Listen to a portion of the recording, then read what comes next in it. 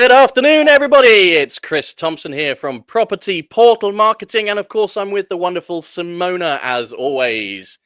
We have something really, really special for you today. You'll see three friendly faces joining us from the portal world. Who have we got for you today? Well, let's start with Nikki. So Nikki is from Europe.Properties. Hello, Nikki. We've got Cian from My Move. as I was rightly or put correct before, and of course we've got Mark from A Place in the Sun. Hello, everybody. Hello. I am gonna mention it because I think it's a fairly important point. So we're going to be talking all about portals today from a portal perspective. Now, you're all going to laugh at this, but there we are. That's what this is all about. I actually approached Rightmove. And they didn't even reply. They didn't even reply to my email. So clearly they feel like they've got nothing to input or nothing to contribute. But hey, we have three fabulous portals for you, which is really, really good. And I'll probably get a call from Rightmove tomorrow saying, hey, you never sent us an email. But I promise you I did. So there we go. Good stuff. I'm happy for you guys to do a short intro if you want, or we can just go straight into the questions. But I think, given that this is all about portals from a portal perspective, and we do have estate agents listening to us, it might be an idea to give us a bit of your backgrounds in the industry. I think you're all fairly well known anyway, but just for the benefit of our listeners and our readers and our watchers, it might be good. So whoever wants to kick us off, give us kind of a 30-minute or 30-second, not 30 minutes, 30 second. 30 second. Give us like a 30-second kind of intro to yourselves. Whoever wants to kick us off. I'm happy to go. Got it, John. Okay. Cian, Mark, it's Cian. Yeah. I got slated for that. I called her Sean as well. Just blame it on the bad network. Yeah. Oh yeah. Yeah, Cian, go for it. So I'm Cian Burton. I'm the CEO at My Move Property Portal. I started here in December, and prior to that, I've been in the industry for 17 years. I was with Kiero for 16 of those years as commercial director. So there's not much that I've not seen or heard of within our industry. I'm based in Spain, in the south of Spain, and at My Move, we sell advertising for agents to sell properties in Spain and Portugal. Wonderful. Excellent. Over to you, Mark. Okay. I was just waiting for that. I was like, I don't know whether I go back to Mark. Yeah, Mark, go for it. Yeah. You should have said Mick. Over to you, Mick. You could have gone. Yeah, anyway. That would have been good. My name's Mark Sutherland from A Place in the Sun. I'm the Group Commercial Director for A Place in the Sun. I've been here for just over 7 years. I look after the A Place in the Sun portal, so the commercial side. I also look after the exhibitions. We've got a customer service team and also A Place in the Sun currency. So I look after all of those. But obviously today we're going to concentrate on the portal side. Excellent. Nikki? Hi, I'm Nikki. We're quite young in the sense of a portal, and we actually cover quite a few countries. So obviously normally there's France, Spain, Portugal, Italy, but we do actually cover some more regions in the sense of Montenegro, Cyprus, and so more of a wider scope, which is harder in the sense of SEO and everything. We've been going 4 years. But my background is in real estate. I was a quite successful realtor in France for quite a big firm, and I did that for 10 years. And then since then, I've become the director of Europe Properties. Excellent. Wonderful. Thank you very much. Well, as I say, it's really, really good to have you all here. So let's get straight into it. So the first question I have for you all really is a bit of a long-winded one, but why not start with the hardest one? Look, we all know. Look, I've as you all know, I've been in the industry since 2012. So portals, in terms of what they offer and how they operate, has changed significantly over the last sort of 10 to 15 years. And I suppose agents also have changed the way they advertise. But what do you feel are the main portal responsibilities for both agents and consumers, given where we are at this point in the market? Let's go Mark first. Me. Okay. Yeah. I mean, it's changed a lot over the years. Portals were just a place to advertise properties. I think as the market's changed, we've become a lot closer to the market. We've always sort of prided ourselves on the name and making sure our customers are looked after. It's a difficult one with the agents on the site because we don't want to be the sort of the police as well, but likewise, we also want to make sure that our customers are being looked after. So, we do have I feel like we have a bit of a responsibility. We could just take every Tom, Dick and Harry and get them to advertise on the site. We've sort of taken the view to sort of look at the type of clients that we take on board, whether or not we think they're suitable to be introduced to our customers, if I'm being honest. And there's been some over the years which we just wouldn't work with, or we've worked with them and we've just thought that they're not right for us and we would chuck them off the site. Because it is important. It's we are just a media outlet, but a place in the sun, as you know, we've got the exhibitions and everything else, and we've got the reputation from the TV show. So we want people to come to our site and to trust us and to think that the people we're going to put them in touch with, when they're looking for property, are going to look after them as well. So we've certainly changed that over the years. Likewise, the sort of number of properties we have on the site, we're not a big corporate client, even though we're a big name. We're not like, I won't mention the names, but you did mention them earlier, where it's all about the bottom line and just basically just trying to get as much business on, as much revenue as you can. I think that sort of can be a little bit short-sighted in that, we want our agents to have a good experience on the site. And for years, we've always sort of managed that. We've looked at where we take properties. We have limits in certain areas as well, because if we feel like we've not got enough leads for a certain area, we'll try not to take on any more agents in those areas as well. So we look at stuff like that. The market has changed, certainly since COVID. We all saw the big boom. Everything went mad. We got excited. We were getting ridiculous amounts of leads for the site, as I'm sure everybody else were as well. And then we just grew the number of clients, the number of agents coming onto the site. And we're now at a situation where leads have now dropped back off. They're back to probably to sort of pre-COVID levels, and we've probably got, more than enough agents on there. So we're now got to control that again. Now we've got to look at who we've got on there. So my team will look at, we're very sort of data led. So we know certain areas of Spain, we get a lot of inquiries, and we probably need more customers there, really. More properties in those areas as well. Wereas other areas, maybe Marbella and certain places in Costa Blanca, we've probably got too many properties on there. So we'll start to restrict those again as well. And we do the same with like the new builds as well. There's a lot. Everybody wants to sell new builds. We've just actually launched something new, which is to restrict the number of new builds that we've got on our site, just purely because it's a bad experience for a customer coming to the site where they just got a repeat amount of properties in the same new build listed by 10 different agents. So I think we're gonna cover cover that a little bit later on in terms of how you all really can control sort of duplicate listing to the site. But what do you think, Sian and Nikki? What do you feel that the responsibility of a portal is for consumers? Do you feel that a portal has a responsibility to the consumer market as well as for the agent market? I've always felt a property portal, one of its most difficult things that it has to maneuver is finding that perfect balance of giving service to the consumer, the user, the visitor, the buyer, the renter, and to the agent.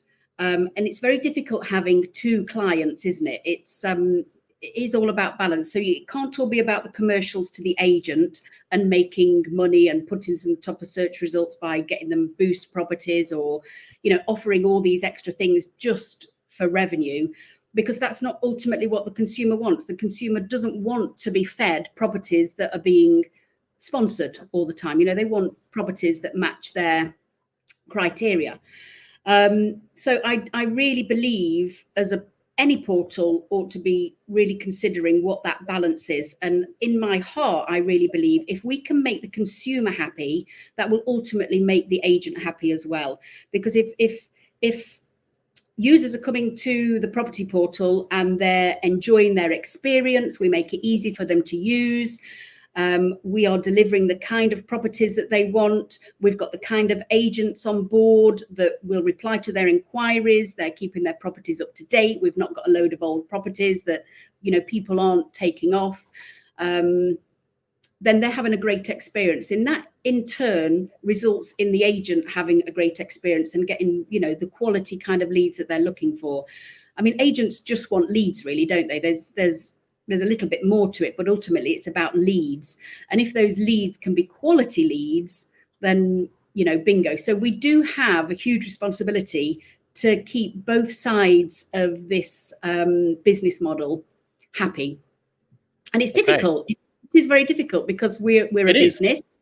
You've got to make money, but you are a service. Okay. And Nikki, as a relatively new portal to the industry, you will have come in at a time probably just before COVID. In fact, actually when COVID hit. So that would have probably been fairly difficult for you to come into that market. But given that you came into that market and made the decision that actually to have a new portal, what do you feel your responsibilities are coming into that portal market, which some might say already oversaturated anyway? Yeah, it's a difficult one. I agree totally with what Sam was saying in the sense of the way portal. I won't correct you. you. Not me. I don't mind. I get called all sorts. Right. No, I think that the big thing for us is really like what my move said was basically to ensure the visibility of the listings, ensuring that feeds are updated regularly, which is the most important thing. And also just to the experience of the visitors. So from my experience as an actual agent before, it was very much many years ago, we complained a lot about portals, kind of a difficult choice to actually come into this kind of industry. So it's important for us as a portal to actually serve the agents and the clients the best that we can, in the sense we try to be a little bit more disruptive in how we do collaborations with agents, but also we try to update our portal with content. We want to be a one-stop portal, and we do various things in order to, so we're constantly revolving the website because we're relatively new. And so for us, it's really important for us to build that and get the visibility out there, because we have gone through COVID. It was very difficult, where we were spending an awful lot of money right at the beginning, and people weren't able to travel. So it was a very difficult time. But now we're kind of finding that we're getting traction. We're getting more and more agents interested in advertising through ourselves. But also we're particularly through our social media, where we're finding that we're getting more traction with clients visiting the site. Did I answer your question? Good. Yeah, in a way, yeah. I mean, I think with these kind of questions, I don't think there is any right and wrong answer. It's not like, right, you're wrong and you're right, because there are so many more elements that go into portal advertising, right? So one of the things that I say, and look, I'll be honest, right? I'm a big fan of portals. I always have been and always will be, because I think they bring so much more to the market, right? Other than just leads, right? So there is no right and wrong answer. There is so much more out there. And one of the things that I think this brings us quite nicely onto is, what is the answer to an agent who says that a portal should just be judged on numbers alone? What I mean by that is, and I don't mean to sound disrespectful to any estate agent out there, but I think when it comes to portal advertising, a lot of agents will sort of go, right, well, how many leads are you going to generate me? Right? For me personally, it's so much more than that. It's about presence. It's about what portals can offer from a consumer side. So what would you say to an agent who says that they're only going to judge you based on what leads you can generate in return? Mark, let's come to you first on that. Yeah, no, yeah. I mean, look, Chris. Yeah, we've had this conversation before. It's a problem we have all the time, because agents do just judge, or a lot of agents do just judge you on the leads that they get, and that's what we're getting a lot of at the moment. It's, oh, leads have dropped off. We're not going to renew with you. Okay, how many properties have you sold? Have you had people out on viewing trips? Oh, we don't look at that. So if you had 5 or 6 property sales, average commission 8,000-10,000 last year, and you're spending 5,000-6,000 with us, surely that would mean, would you not want to stay on the portal? Well, yeah, but we just don't collect that. We just know leads are down, so we're going to go and look for somewhere else to go. It's crazy.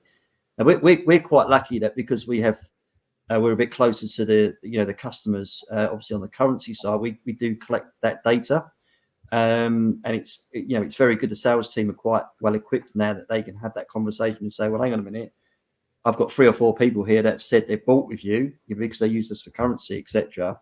And all of a sudden they've got to backtrack, and it's like, okay, all right, fair enough, they will come on there. Now, of course, Chris, there are some that leads may be low, and maybe they haven't sold any, and there's not really much you can do. But again, I think the big problem we've had is some agents have been with us since the start, and they've done really, really well out of us. In fact, we had a conversation the other day, one agent who said, do you know what, if I don't sell another property in the next couple of years for a place in the sun, I'd still renew, because we've made so much money out of your portal in the last, since COVID. It's just, he said, it's paid for the next 10 years. He said, it's just been incredible. So that's what we want. That's what we like to hear.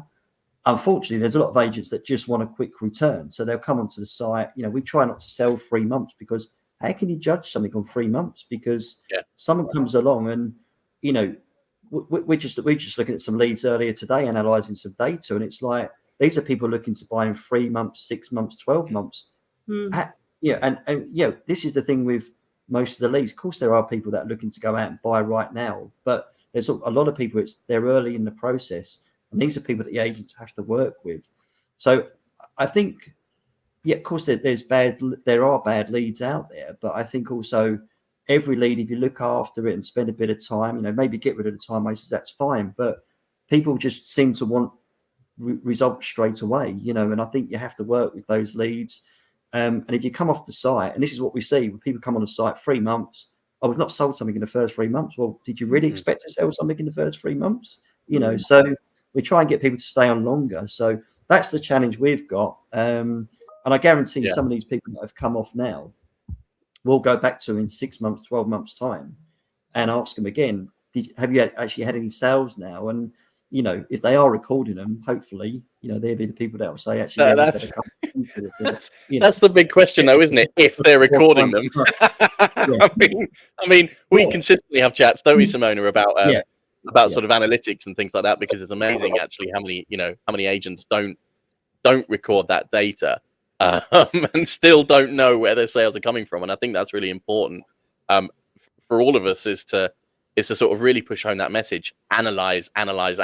But what I was also trying to get at is, obviously for you guys, and I'm sure Sienna and Nikki wouldn't mind if I mentioned this. For you guys, I think you are in a bit of a unique position, because you have got the exhibitions, you have got the name, you have got the TV show. So where you guys are in the market, you've got that sort of trust element. But Sian and Nikki, what are your kind of views on where do you stand in terms of, because obviously if an agent does come to you and say, well, actually, we're not going to renew with you because we're not getting enough leads through, there is an argument that says, well, actually, it's not just about the leads we can generate. Look at what we're doing for the consumer who's coming to our website. We're giving them good information on guide downloads. We're giving them good information on the areas that they can work in. We're getting this amount of traffic per month. Don't forget, as a portal, I think there is also an argument that says people do come online, they may not make an inquiry, but that doesn't mean that they haven't gone to the various portals to have a look at what properties they have and things like that. They found an agent they like, they go to that person's website directly. So what kind of additional value is there other than just the numbers, other than just the leads? There's got to be some more of additional value. Yeah, I think as property portals, we should be judged partly on lead, quantity of leads, because that's what we're here to do, isn't it? That's what an agent is paying us for. But there are many parts to that. So, and each portal will have a little bit of a story depending on their niche and everything else. My Move, we have the luxury of being investor backed. So we put a huge amount of investment into our marketing, far more than we're getting back in revenue right now. That allows us to really market to what we believe are the quality leads that our agents want. So it's not just about quantity. You've got to look at the quality of those leads. And every day I look at the average price of a property that's getting an inquiry, and we sit around 600,000 euros. So, we can't, all property portals shouldn't be judged against each other, because we're all delivering different kinds of leads to different kinds of agents. So there's that part. What kind of leads are we delivering? The other thing that I hear regularly since I joined My Move, I've only been here since December, our lead to viewing ratio is really high. An agent I spoke to a few weeks ago said that out of inquiries 1 week that they had 3 viewings.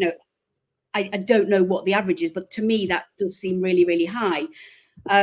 So it isn't just a numbers game, is it? There are other things to it, and then we can boil down to. So if you don't mind, let me interject there, because yes, again, it is about leads and it is about that. But what I'm trying to get at is, it can't just be about leads. That's what I'm trying to get at is, and yes, I think Simona, you'll come in and agree with me here. It's not just about leads. It's also what you offer to the consumer, because the way that mostly, I would put it, and there's, sorry, go on, Simona. Yeah, Chris, mostly last time we discussed with real estate agents, and they were debating the listing visibility and basically the accuracy of the information and what they can do inside the portals to basically, without cheating, because we did discuss that, without changing references, numbers all the time, and without doing all the other things. So they were wondering what they can do better. But it was more from a consumer, because I think as you know, Mark, I used to work for a place in the sun, and I think one of the things that that came up quite a bit was, and obviously it's going to be from a numbers game, but if an agent isn't necessarily happy with the numbers, there's got to be another argument to this, which is, okay, yes, however, you've had 300 views on your properties on our website, on our platform. Brand awareness. You've had brand awareness. You've had some really good brand awareness. We don't know how many of those 300 views have gone onto your website. How much value do you place on that as an argument for an agent sticking with you? The point I'm trying to make is it cannot just be about lead numbers and lead quality. No. Yes, that's what you're judged on, but there's got to be another side to this, which is a consumer-led side. Maybe I'm wrong. I don't know, but no, I totally agree. And when we're talking to an agent that may be a little bit unsatisfied with their lead numbers, I mean, this is, I've spoke to portals for 15 years.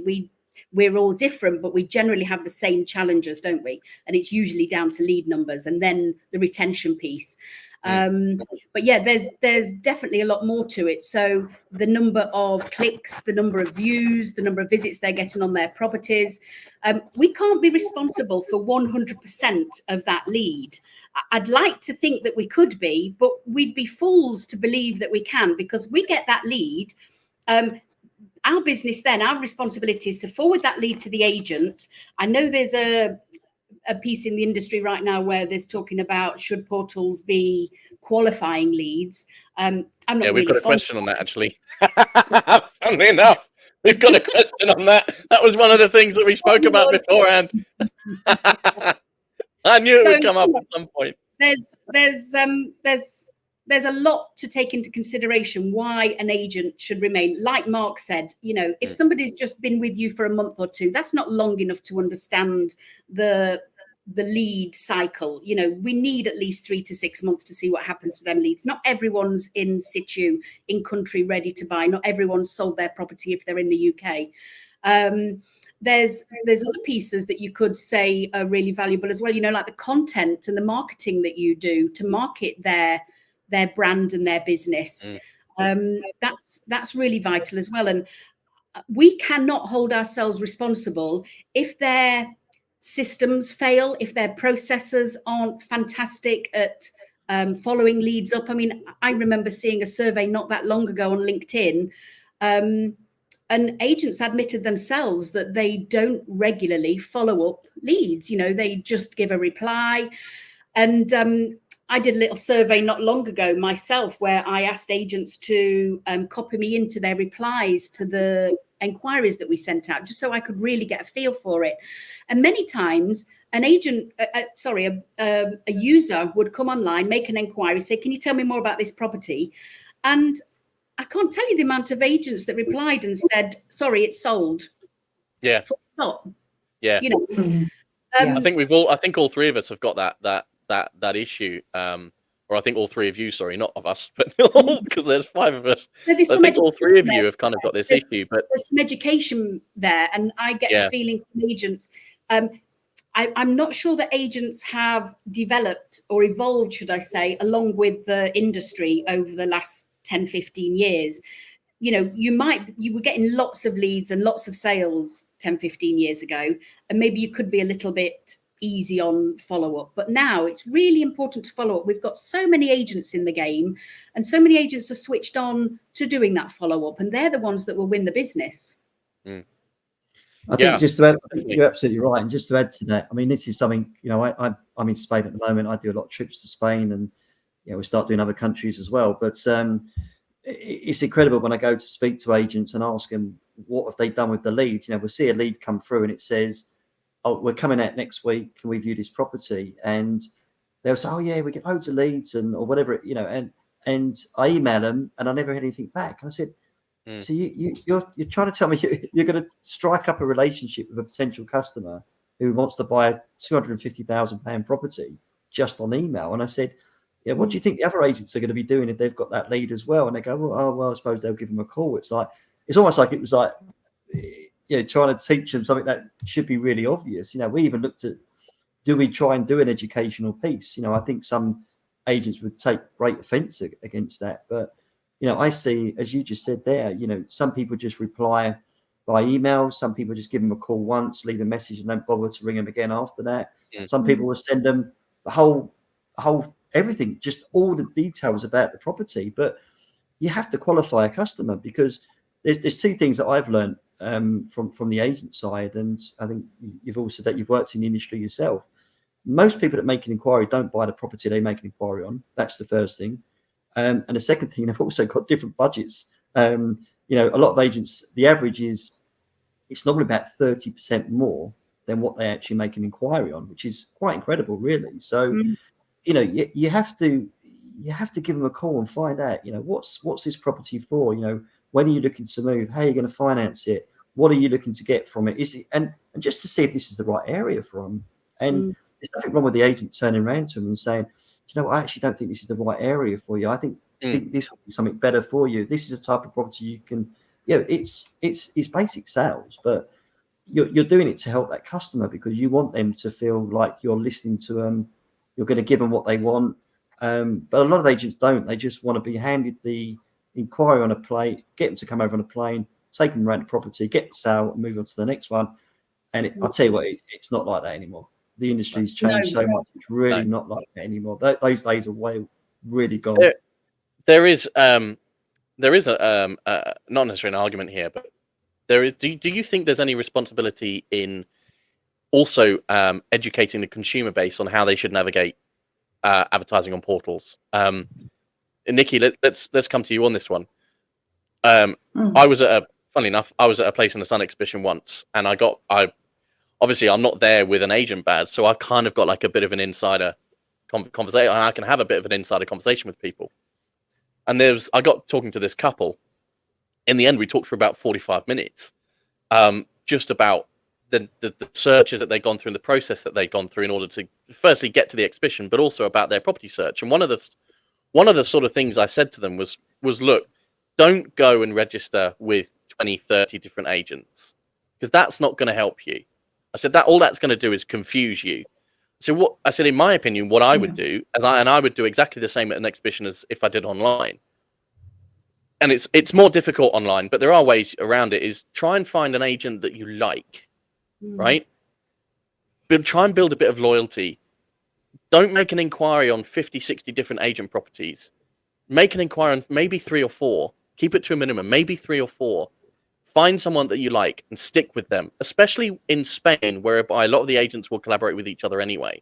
So, Nikki, do you think that there is potentially some more educational tools that you could put out to consumers to help them navigate kind of through your portal, as it were?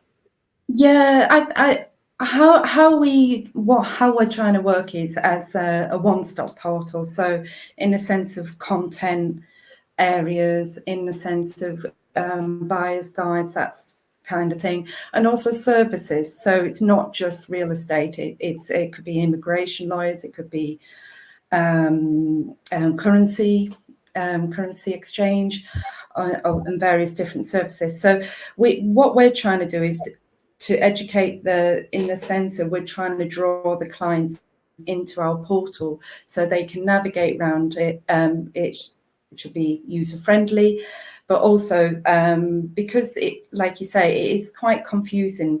And for us with our collaborations, we are quite picky who we work with, because it's important for us to have long-term relationships with our agents. We've got agents that have got good quality photos, that the feeds are updated regularly. I mean, obviously you get the odd ones where you've got private listings that you can't help what's on there. So because it does affect our brand, it affects the brand of the agents as well. But I think where you're coming from is basically, for us, it's for me, people buy into people. So if we can connect that client to a reputable agent who's advertising through our portal, and we know that, like Mark was saying, we know they're going to answer that email, that inquiry, we know they're going to contact them, we know they're going to follow up on that, then that's really important. But what we try to do in addition to that is actually follow up anything that we feel needs to be followed up. So say, for example, if an inquiry and they come in a second inquiry and nobody's actually contacted the agent, or the agent's not actually contacted the client, then we will follow that up with the agent. So I think it's important for us to have that responsibility, in the sense you're advertising agents and reputable agents, but also that we're following up in the sense of connecting the agent with the client. I find portals are a bit, with inquiry forms, it's getting old now, personally, and I think going into the future, that with new technologies, that's something that we should be looking at in the sense of the communication between the end client and also the agent, and I think that's an open thing to discuss it. Okay, great. I mean, we have got, funnily enough, we have got a question on how you think portals should change in the future anyway. But one of the points that you've made there, and I think one of the points that an agent made last week is, and we have briefly discussed it, but let's discuss it a little bit further, is what is the responsibility of portals to work with reputable agents in the industry? One of the things that keeps cropping up is the fact that there are duplicate properties, there are properties on at different prices, there are properties that have been sold, and all that does is creates issues for the reputable agents that are advertising. So where is that balance that says, well, we're a portal, it's difficult for us to police those agents properly, and also from the agent side, well, yes, but these are the things that we're trying to do. Do you see where I'm coming from? I get it. It's difficult, but I want to hear your views on that, kind of how you try and find that right balance. Yeah, I mean, I think personally we're quite lucky because we're quite young, so we're kind of growing with. Sorry, I should have put it in one of you. Sorry. We're all going, oh, me. These guys are up there. You know, they've been in this industry a lot longer than us. So for us, we're trying to grow with, you know, what the consumers want and what the agents want. So over to Mark. Well, yeah, Mark, I know that this is something that we've spoken about before, and Sian, I know that we've definitely had a few conversations about this before as well. And yeah, where do we draw that line? I mean, there has to be surely there's got to be a way that it can be policed a little bit better in terms of if an agent is advertising with you as a portal and you've got 12 agents all advertising the same listing, all at different prices, there's got to be a problem somewhere, surely. Yeah, definitely. Whose responsibility is it to then sort that issue out? I do believe we as portals ought to be looking at that further, and we definitely are at My Move. I really like how Amazon do this, you know, so if you've got one product, sometimes you can go into that product and you can see multiple buying options, and there'll be different stores, if you like, selling that product. And then you can list, say there might be 20 stores selling that item, and you can filter by star rating. You can filter by how quickly that item could arrive. You could filter by price. You know, there's different ways of doing it, and I think that there is a way that we as portals can also do something like that, because duplicates have been around and have been a problem since I started in this industry 17 years ago, and it's got worse every single year. And I don't think the users really understand it. Duplicates have got this issue of is it an exact duplicate because of how the industry's changed now and everyone's consolidating together and sharing properties on feeds? But there's also the issue of I'm a seller and I put my property with 5 different agents and they all come and take different photos. We agree different prices. That it's definitely a huge challenge. But I think as portals, we ought to be looking at how can we help the consumers get around that and understand exactly what is going on and which agent should I be contacting. And this is very, very difficult, because if we do some kind of review piece on agents, it's difficult, isn't it? Because we know that reviews are a little bit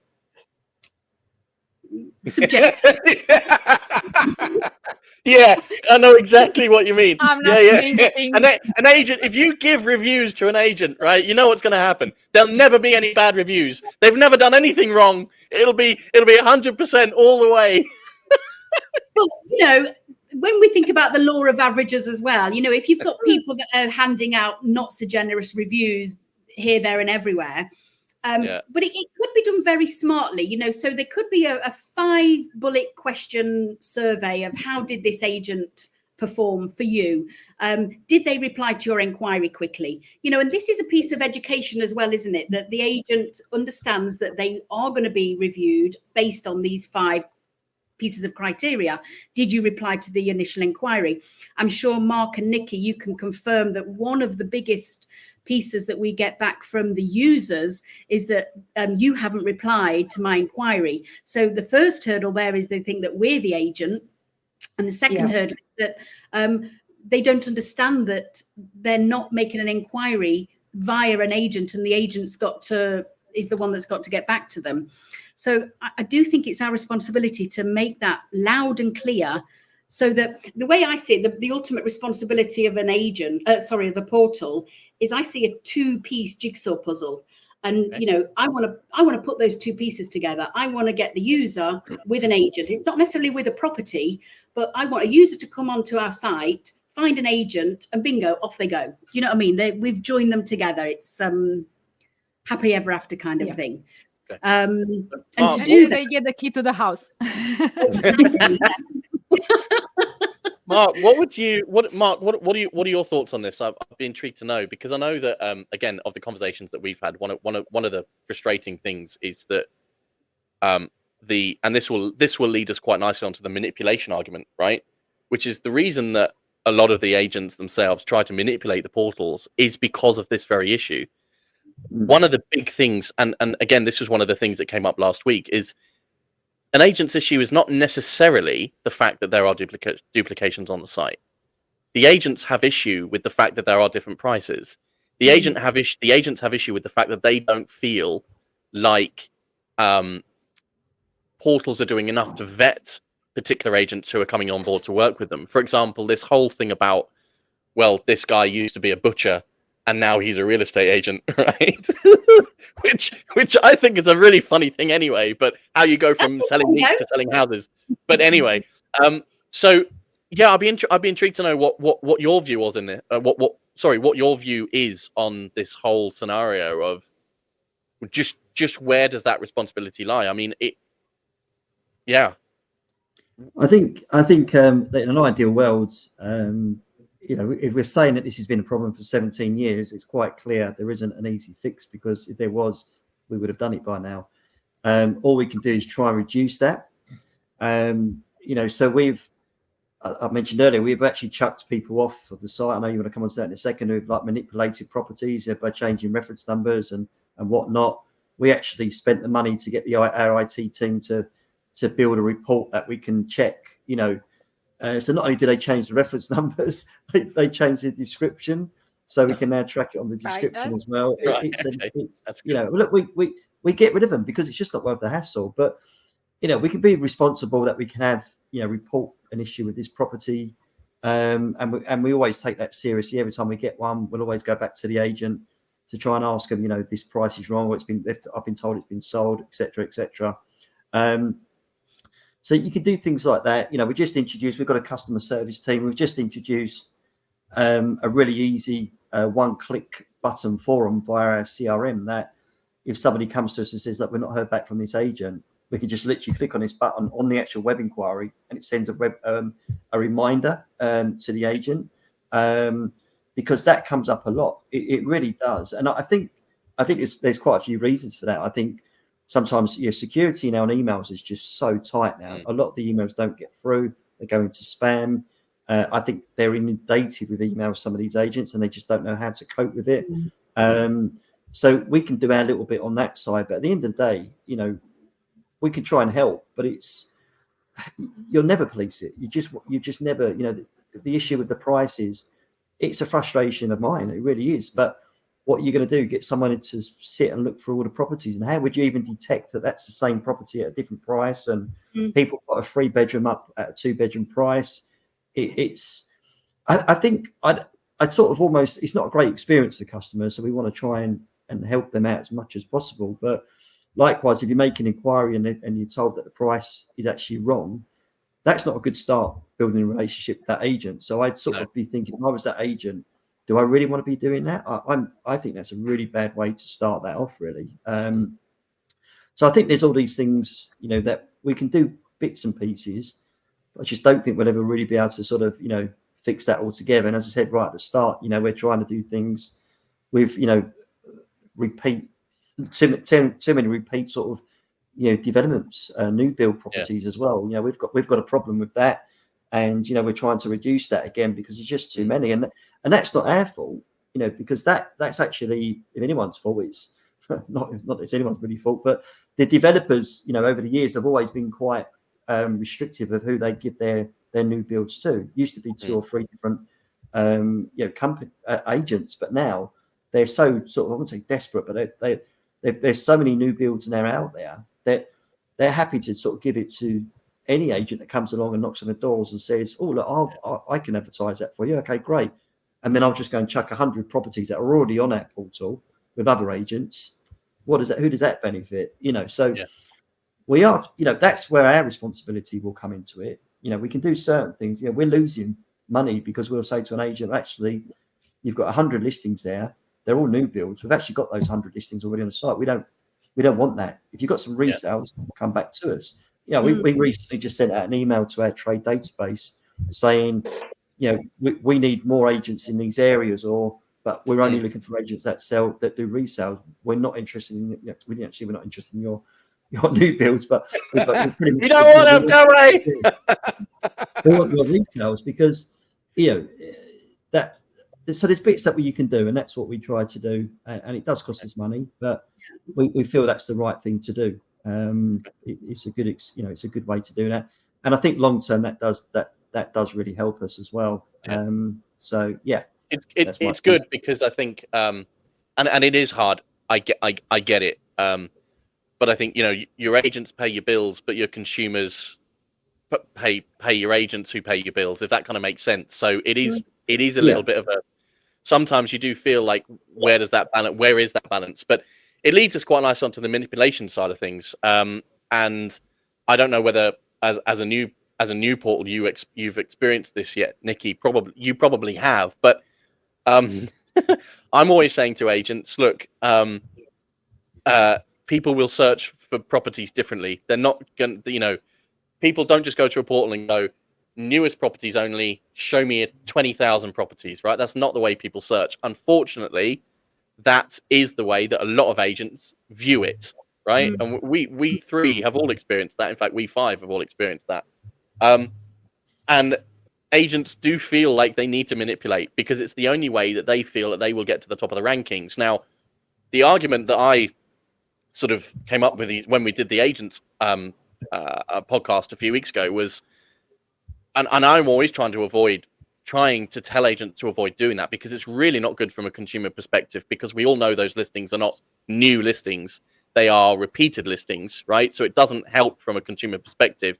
And it also doesn't help if every agent is doing the same thing by changing ref numbers and things like that. But the question that I have for you, therefore, is in that case, do you feel a responsibility to put more effort into rotating listings yourselves so that the people or the agents who feel like they might get lost if they don't have 2,000 listings, if they've only got 100 listings, is there a responsibility for yourselves, therefore, to make sure that those agents do feel like they are being seen? Or do you feel that that's not necessary because actually the responsibility should lie on the agents to provide good listings in the first place? What's your kind of view on that? Mark, let's come to you first on that. Yeah, I mean, when I joined, we used to show the most popular property first, and I used to say, well, hang on a minute, if it's the most popular property that's showing, then it's always going to be the most popular because it's always at the top of the list. So we defaulted that to the newest first. And it is a problem with the manipulation. As I said earlier, we've chucked people off the site. We give them a few warnings. They don't bother to adhere to it, and they're off the site. Again, we lose money, but we think it's the right thing to do. What we can, I mean, we have some other things that we have in place where we can sort of, if we feel people are playing games, we can push their listings down down the results as well, which we do with some agents as well. I'm going to get a load of calls tomorrow now. but that we tell them what we've done because it's not right. You pay, why you're not paying anything extra than anybody else. So, and all you're going to do is create us hassle and grief from other agents as well. So we try and do it fairly on that side. I mean, look, we introduced, we were the first, I think we were the first portal to introduce what we call the boost properties, which I think a couple of the other portals are now followed with. And that was because of this, because agents were saying, well, how can I get my listings back up to the top or, to get them refreshed and stuff. And, so that is the problem especially when you've got a portal with so many listings, the listing comes on and all of a sudden they're on page 2, 3, 4, 5, and then they're nowhere to be seen. And that's the problem. Yeah. So we had the boost, but we limited the number of the percentage of boost agents could buy. And the same with the premiums. We tried to make the premiums, a little bit more visual on the screen as well. So I think there's certain things that you can do. You could change now and again, just change the way the properties are. But this is my view. You're constantly getting people coming to the site that people. So we've all probably seen this, where there's a sort of a bit of a cycle with people coming to the site. They make the inquiries. They might come back again a week later, make some more inquiries, and then that's it. They go, and you don't see them again for either ever, or they might not come again for another few months or maybe a couple of years, whatever, on that side. So I sort of feel that there's always fresh people coming onto the site and looking for these properties. So the content always does seem quite fresh. So even though properties might not be new because they've been boosted or they've come off and they've come back on or whatever it is, I think people look into this too much as well. Sometimes I think agents say, "Oh yeah, I'm never on page one," and so. But you got to remember, people don't just come onto the portal and go, "I'm looking for Spain. Oh, there's 60,000 properties. I'm going to look for all 60,000 properties." Yeah. What they do is they go, "Right, I want Spain, but actually I don't actually know what area I want, but I know I want a 2-bed. I know what my budget is. I know I want this particular feature," and they put that in there. We see what people search for. We see whether it's a pool, whether it's a new build, whether it's close to the beach, whatever it is. So I think agents get a little bit carried away a little bit by saying, "Oh, I'm on page 10 and I've only just put the property on and all this stuff." People do. You do it yourself. You think about the way you search for a property in the UK. You'd look for a certain area. You wouldn't search the whole of the UK for a property, would you? No. So why would people come on and search all of Spain? They just don't. And so they know roughly where they want to buy within reason. They know what their budget is. They know how many bedrooms. And all of a sudden, then that doesn't look such a big number when they start to look at those as well. So I don't think it's as big a problem as people make out, if I'm honest with you, because I think people do more granular searches. But it is, I do think we have a responsibility to make sure that agents are not manipulating and doing things to make it unfair. And they all come through to me, and I sometimes get the sales team to go back to the agent. But if it's an agent, I think it's a repeat offender, I don't even bother asking them. I just delete the property. I don't even bother going to it because I just can't be bothered with it. It just, it's not how we work. You shouldn't be. Yeah, we want it to be fair for everyone. So we're quite strict on that side. But I think there is a limit to what you can do without being. We're not a governing body, are we? Let's face it. There isn't a governing body. We can't do that. And you could employ someone to look at the portal all day long, and I still guarantee you get people manipulating, putting wrong prices on. You'll never get to the bottom of it. But as long as you're seen to be trying, I think that's a good start. I think anyway. Yeah. Nikki, as a new portal, you're probably starting to see already agents wanting to get to the top of the listings and things. So, what sort of plans have you got in place to try and tackle that? Do you not see it? I mean, it's Yeah, and no, I agree. It's a difficult one for us. It's really important that the feeds are obviously updated, and also that old. Because I'm not a big believer in having old listings on, and I know as an agent, a lot of agents in the past used to always keep old listings on just because it generated leads, and it wouldn't be deleted from the website or the portal, and it is frustrating because if you've got old listings, if you've got duplicate listings, different prices, which I know that happens particularly in France because lots of agents have different fee structures, so therefore the pricing is always different. I think it's slightly more strict in Spain and Portugal, but for us it's we didn't really get a problem at the moment, but I can see that going forward because as we've got about 18,000 listings at the moment, which is quite small, but we're also doing a rental with our partner, another 5,000 listings. So we know as we're going to grow, it's going to be a frustration, particularly for agents, and it was when I was an agent, particularly when we used to be on Rightmove. And how we had to manipulate that was new mandates, new avenants, that kind of thing. So it's I can see the frustration on both sides, but that's something that we definitely need to look into going forward, because for me it is important not to forget the people with the older listings, because we also have private listings as the other portals will have, as well as the big agents. So the big agents seem to be dominating the I suppose shop front, in the sense of they're up there all the time. But it's important as portals to take that responsibility to try and showcase those. We tend to try and do that through social media. So we do handpick at the moment, because we're able to, particular properties, so that we're not just advertising for one particular agent.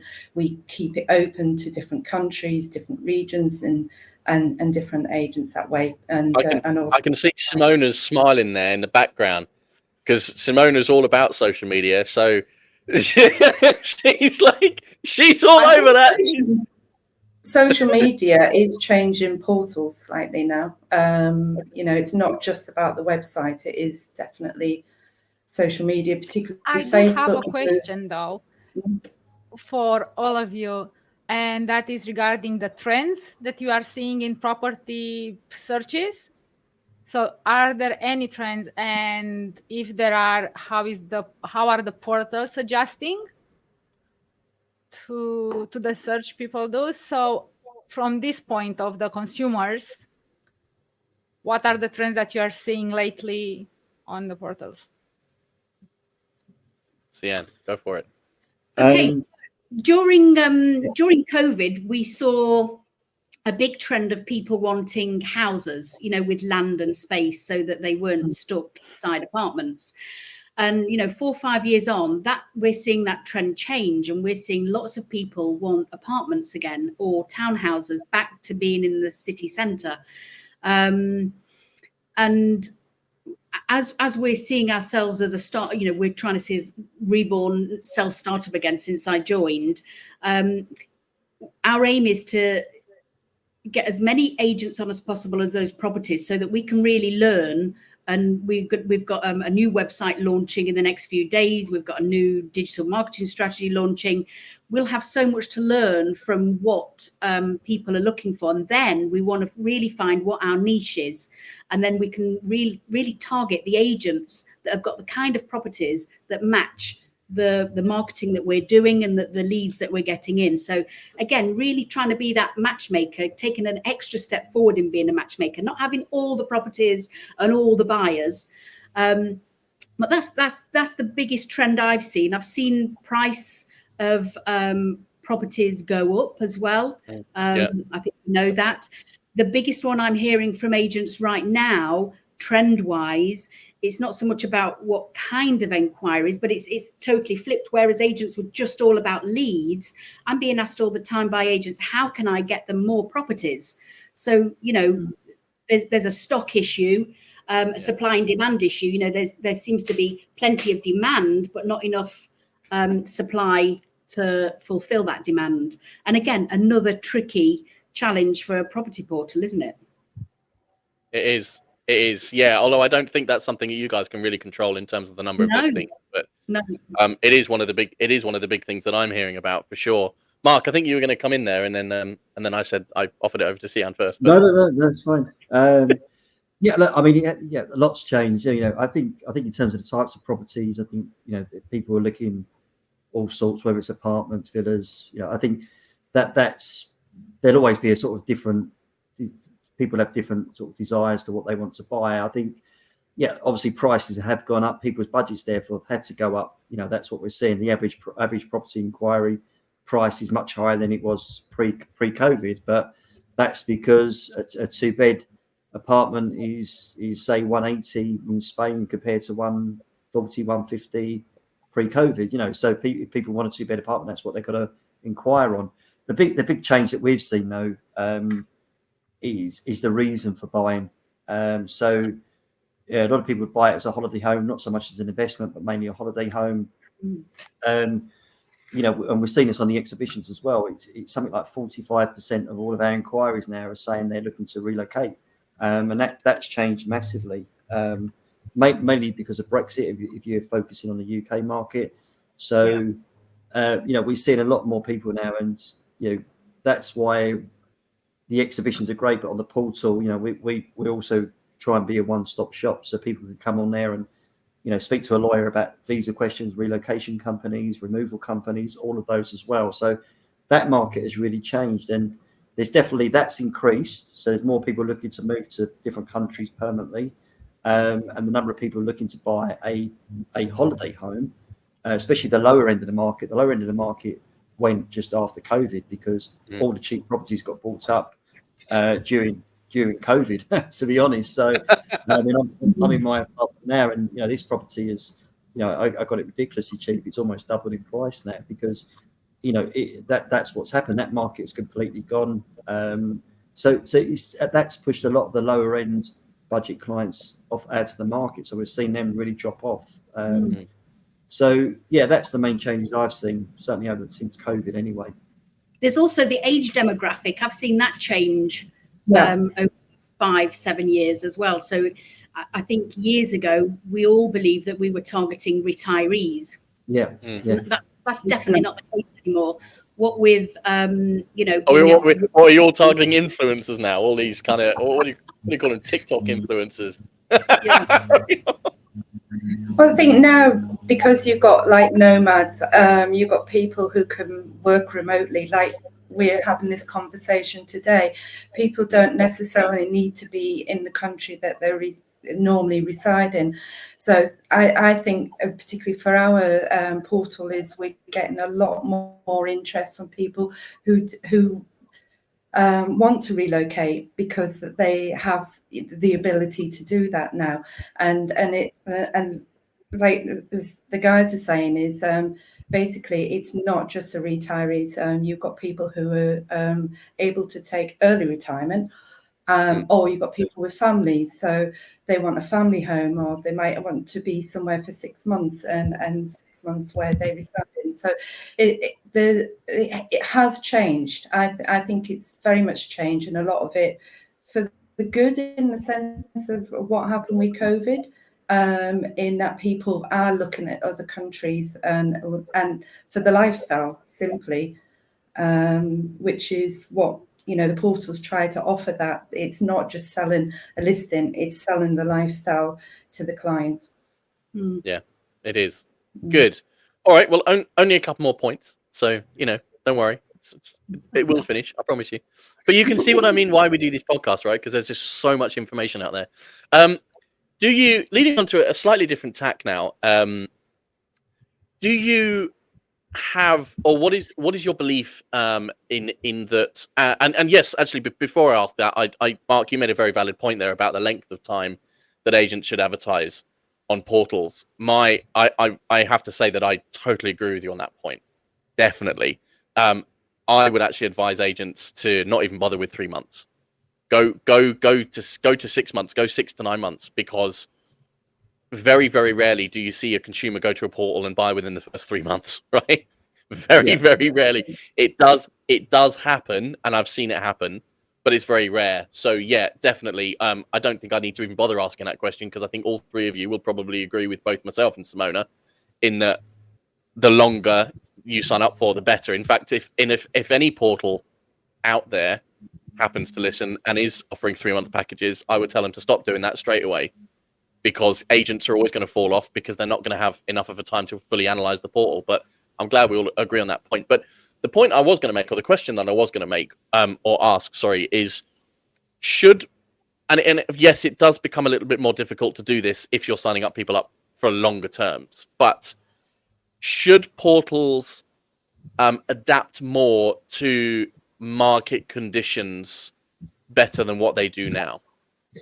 So, for example, we know that Turkey is having some major issues at the moment, right? Should portals be aware of that, and should their pricing strategy reflect the market conditions, whether that's at the point of renewal or 6 months to a year down the line? Who goes first? For it. I'll start it off. I mean, I sort of think we probably do that anyway, indirectly, just with when you look at our rate cards. We wouldn't charge the same price for someone putting 100 properties in Spain, someone like for Turkey, for example. So each year we'll look at demand and we'll adjust. And obviously you always want to try and put your prices up if you can, but there are some countries where you have to put the prices down, and Turkey would be one of those. The USA would be another one, because that's another market that's gone. But then on the flip side, places like Greece, Cyprus, Italy's now our third most popular country, overtaking Portugal. It's incredible. So, and of course next year, those prices will go up. It's basic economics. So I think we sort of do that anyway. I'd like to think so. Okay. Yeah, totally agree. I think it's vital that a portal can be flexible with their business model. It helps with customer service, rapport, reputation. When COVID came along, it was vital that we did something quickly. And I chose to do what we did wherever I was, and I would do the same every single. I love that you didn't mention their name there. We all know where you were. I love the fact that you just went, no, I'm not going to mention where I was. No, they're out. Brilliant. So and I would do that every single time, because we are a service, and I think it would be very wrong, and it wouldn't be in the culture of a business that I want to grow with. It wouldn't be in our culture to say, we just keep putting prices up regardless of situation in each country. That'd just be very, very arrogant, and you don't win any favors over from that. And I wouldn't be happy in running a business like that. So yeah, if there was a problem in Spain or Portugal, maybe we'll branch out into other countries soon as well. Definitely, I would adapt the business model depending on the climate that we're feeling, and I'm pretty sure most portals would. Okay. I mean, value is everything to the agent, isn't it? If they're not getting value, they're going to go. Yeah. And that's our job, to make sure that they're getting value. I mean, I wouldn't like to be arrogant, like I say, and sit here and think, well, take it or leave it. This is our pricing. That's not the kind of service or culture I want to breed.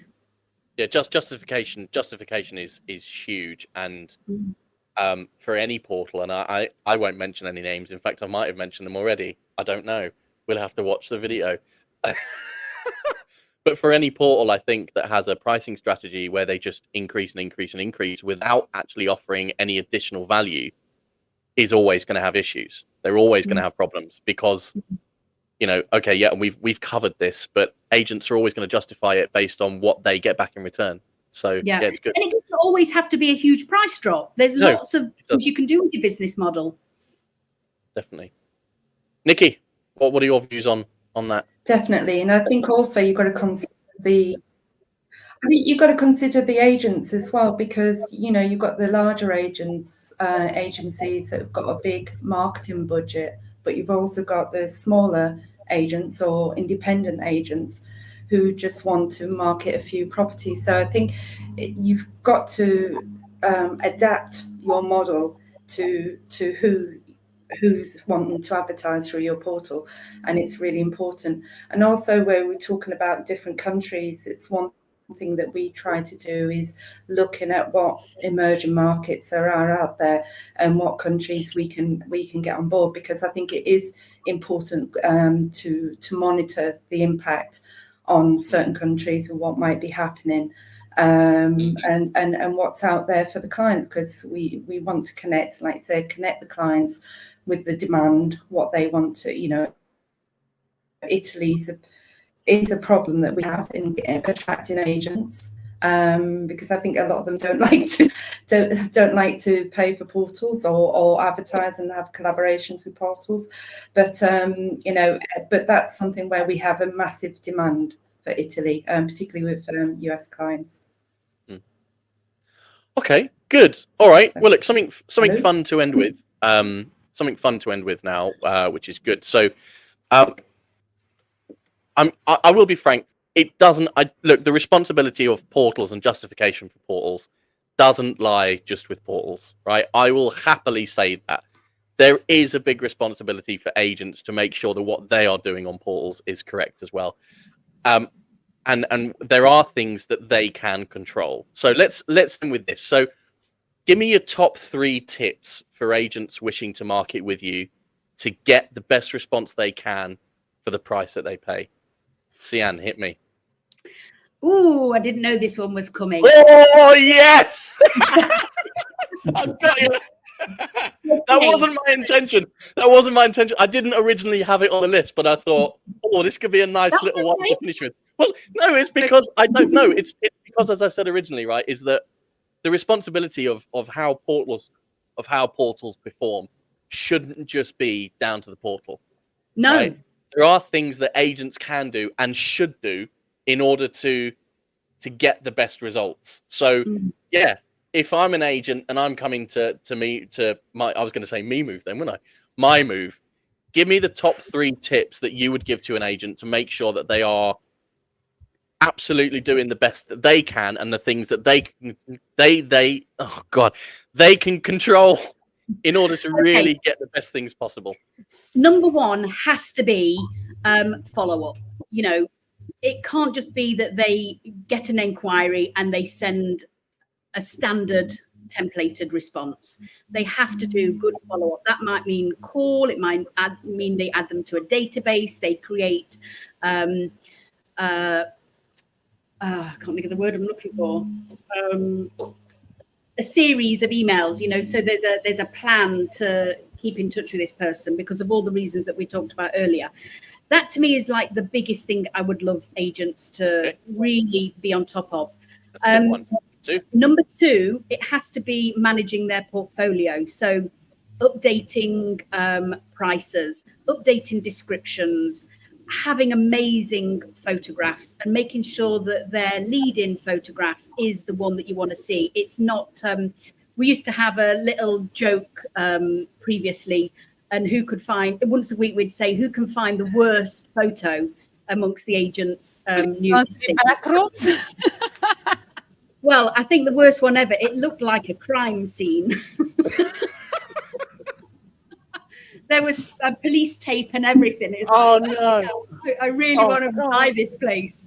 But, you know, the agents have to take some responsibility on that, don't they? Because if they go to a home and there's leaves all in the garden and the pool's green, if I was an agent, I'd be saying, okay, let's do a little bit of work on this property. And we're not talking like a lick of paint and things like that, but things that can be fixed quite quickly. So time spent on managing an agent's portfolio, really thinking about, I mean, I want to create an educational series, and one of these would be about presenting properties. And that's just such a huge piece, isn't it? It's about how the property is presented, but then equally how the agent presents their property in their marketing that goes into their feed and comes to us portals. Perfect. And top tip 3? Number 3. Because we do things in 3 points. Ooh. I think I'm going to say be patient. When I say be patient, you know, sort of collect data. Many agents that I speak to do not collect data on their inquiries. You know, they're not creating a database. They're just dealing with the inquiry comes in and they just deal with it like an email, and it leaves their inbox. Create a database, create funnels so that they can, when they get a property come onto their portfolio in 3 months' time, they can go into their database and find somebody who really matches that. And they might never have to really go out and fully market it. You know, I don't think agents are using tools that they could be using to do their job. Okay. Some are, it's not all of them, but I think there's a lot more agents could be doing to get sales. Okay. Brilliant. Mark, you've had a good time to think now, so give me your top 3. Well, just looking, funny enough, we just literally sent an email out to our database, our live agents on the site, literally last week, with our essential tips to enhance your listings and attract more buyers in 2024. So nice. I sort of got a bit of an edge on that side. But anyway, I mean, some of them are very similar to Sian on that as well. But yeah, look, I think I'd agree with number 1 is it's make sure you call the customers and stay engaged, but also just qualify them as well. Don't just presume they've made an inquiry on a property. That's what they want, as I said earlier. I think have a conversation with them. Think about if you was buying a property, how would you like to be treated as well? And I think it comes back to you someone said earlier about a butcher then selling properties. I mean, it is incredible how many people are here that have come from a different industry, whether it's banking, whether it's whatever, completely different, IT. They've got responsibility themselves to train themselves and to work out how to do that as well. So I think definitely that side. I think again it's very similar to Sian as well with keeping up to date with your listings, but I think also with the feed. I know, Chris, that's where you sort of come into play as well, but it is incredible how many agents we supply all three of you with feeds, don't we? Yeah. I think it's amazing how many we go through this all the time, and someone says, we're not having any responses or blah blah blah, and you look at their feed and they haven't got the poll isn't showing separately, it's not showing it's a new build, it's not showing it might not have the features on it, it might not have this. I mean, this is one we see a lot, descriptions with all funny marks in there, and it's not laid out properly. That's your job, that's not the portal's job. And really, I'd be embarrassed if that was me and I was, that was a customer come to me to sell their property, and I was putting a property listing on there like that as well. So I think that would be the top two on that side. Okay. Yeah, I mean, I'm almost copying Sian on this one. Really, it's just the other one is it's take a longer view, because otherwise you're just going to try and do a get rich quick scheme. It just doesn't work. And I think going back to what I said earlier, probably when I look back at all the clients that we've had since the start, it's incredible how many of those are still on the portal. You have to throw a bit of budget at. I mean, it's amazing how many people set up an agency or are an agency already. And look, I know everyone's got a certain amount of budget they can spend, but sometimes if you're only going to spend like sort of 400 or 500 and just try and get somewhere on a very small budget, you're almost just throwing that money away. You might as well not bother spending the money at all, because you're literally just throwing that money away. So try and invest properly and wisely, but give it a proper go. Don't just do it as I'm going to put 25 listings on for 3 months and hopefully I'll sell 10 properties. That's not realistic as well. So I think just give it a proper go. My sort of, excellent. My top three as well. Excellent. Nikki, your top three? Totally agree with the guys. There's one that I would add for me, which was as an agent, because I am a bit pro agents, because being an estate agent in the past, is SEO with actual descriptions. Because the one thing I find with certain feeds that come through is the actual title description. And for me, in the past, when we were very successful in certain listings by the description in the title. So just simple things like, is it a 2-bedroom? Is it a 1-bedroom? Is it villa? Is it apartment? Where is it located, i.e. the region and the country? In our case, we would have the country on there. So I think it's really important for agents to be aware of how they're describing their adverts, as well as obviously quality photographs, the lead photo, that's going to draw the client in. Excellent. But definitely in the descriptions as well. And I totally agree, follow up everything else that the guys have said. Yeah. Excellent. All right. I think that pretty much covers it, really, doesn't it? I think. Very good. Unless there's any other points or any other questions anyone wants to make. I think it leaves me to say thank you very much for joining us. Hopefully we've covered a lot of the questions that the agents had themselves. I think it's been a really, really good session, really enjoyable to talk to all three of you. Hopefully you'll have lots of more clients for us as well, whether it's feeds, whatever it is. And hopefully you'll have lots more clients as a result of this as well. It just goes to say, guys, thank you very, very much for your time, and all the best.